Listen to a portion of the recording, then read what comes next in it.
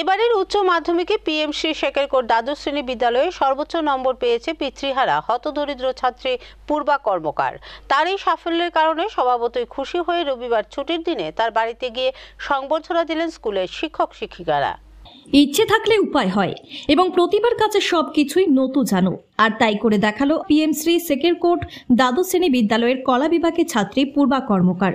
সংসারে পিতা নেই, আর্থিক অভাব অনটন, এত সব বাধা থাকা সত্ত্বেও মামার বাড়িতে থেকে পড়াশোনা চালিয়ে এবার পিএমসি শেকেরকোট বিদ্যালয়ের মধ্যে সর্বোচ্চ 454 নম্বর পেল পূর্বা কর্মকার।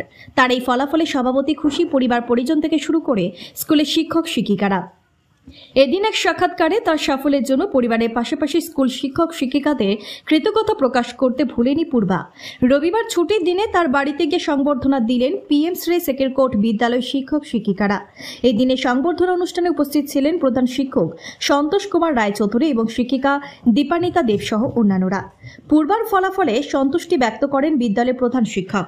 আমাদের বিদ্যালয় থেকে এবছর উচ্চ মাধ্যমিক পরীক্ষায় যে সর্বোচ্চ নম্বর পেয়েছে পূর্বা কর্মকার, কলা বিভাগ, সে 500-র মধ্যে 454 নম্বর পেয়ে সে প্রায় 91% মার্কস পেয়েছে।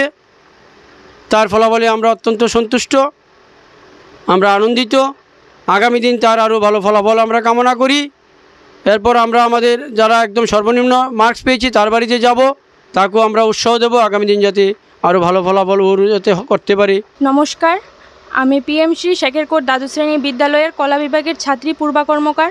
আমার এই সাফল্যের পিছনে আমার এই বাড়ির মা বাবা, দাদু দিদিভাই, মামা মামি সবাই আর সহ স্কুলের সকল শিক্ষক শিক্ষিকা, আমার গৃহ শিক্ষক সকলের অনুপ্রেরণাতে আজকে আমি এই সাফল্যে আসতে পারছি।